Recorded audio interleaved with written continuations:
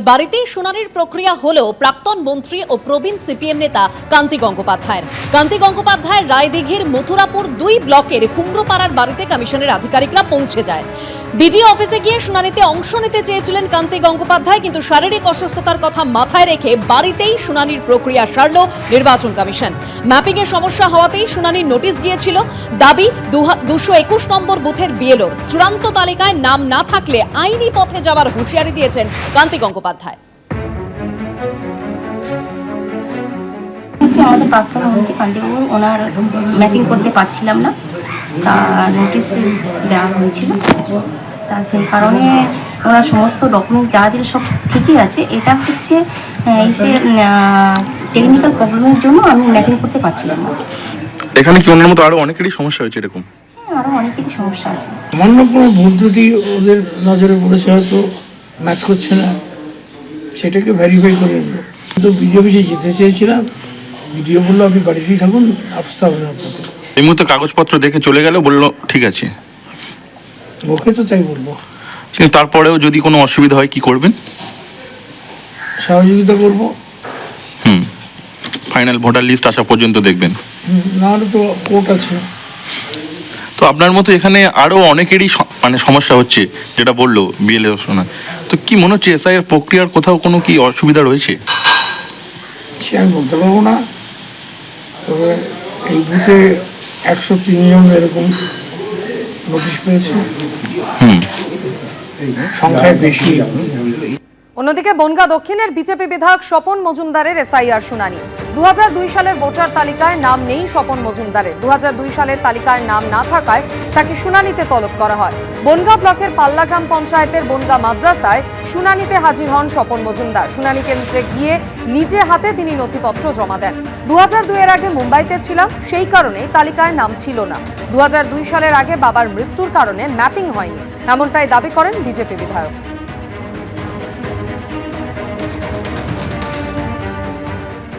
আজকে আমাদের নির্বাচন কমিশনের নির্দেশ অনুযায়ী এসআইআরে যাদের 2002 এর ম্যাপিংয়ে নেই তাদেরকে হিয়ারিংয়ের জন্য ডাকা হয়েছিল।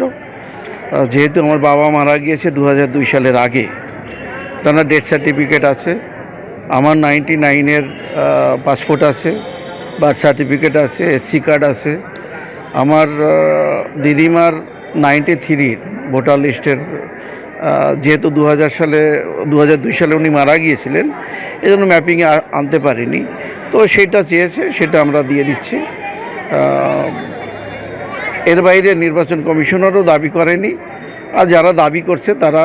এসআইআর নিয়ে আজ বারুইপুরের সভা থেকে অভিষেক বন্দ্যোপাধ্যায় শুধু নির্বাচন কমিশন নয়, বিজেপিকেও কড়া ভাষায় আক্রমণ শানিয়েছেন। বিজেপি নিয়ে এসেছে এসআইআর, তাই মানুষ করবে এফআইআর। তৃণমূল কংগ্রেস বিশুদ্ধ লোহার মতো, যত আঘাত তত শক্তিশালী হবে দল। আর কি বলেছেন অভিষেক বন্দ্যোপাধ্যায়, রাখবো আপনাদের সামনে। আজকে শুধুমাত্র এরা বাংলার প্রকল্পের টাকা বন্ধ করেই শান্ত নয়, বাংলার গরিব মানুষকে তার মৌলিক অধিকার থেকে বঞ্চিত করতে এসআইআর নিয়ে এসছে। এরা নিয়ে এসছে এসআইআর, আর মানুষ গণতান্ত্রিকভাবে ভোটের বাক্সে জবাব দিয়ে করবে এদের বিরুদ্ধে এফআইআর।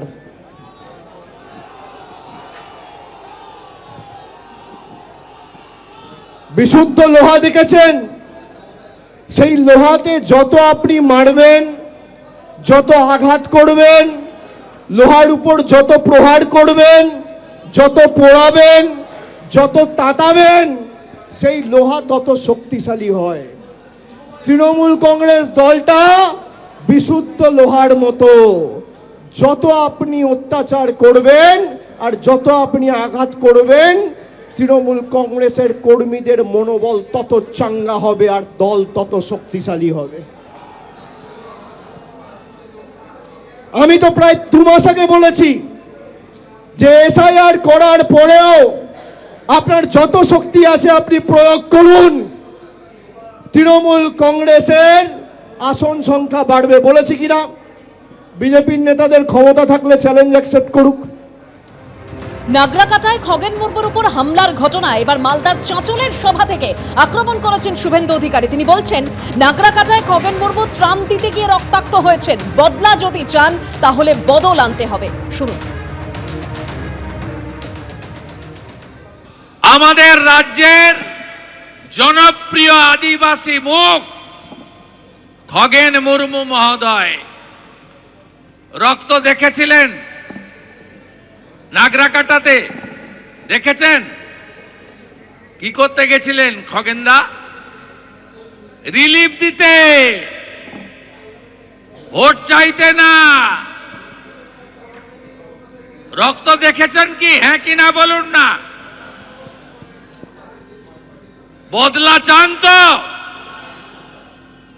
বদলা যদি চান বদল আনতে হবে, হ্যাঁ কি না বলুন।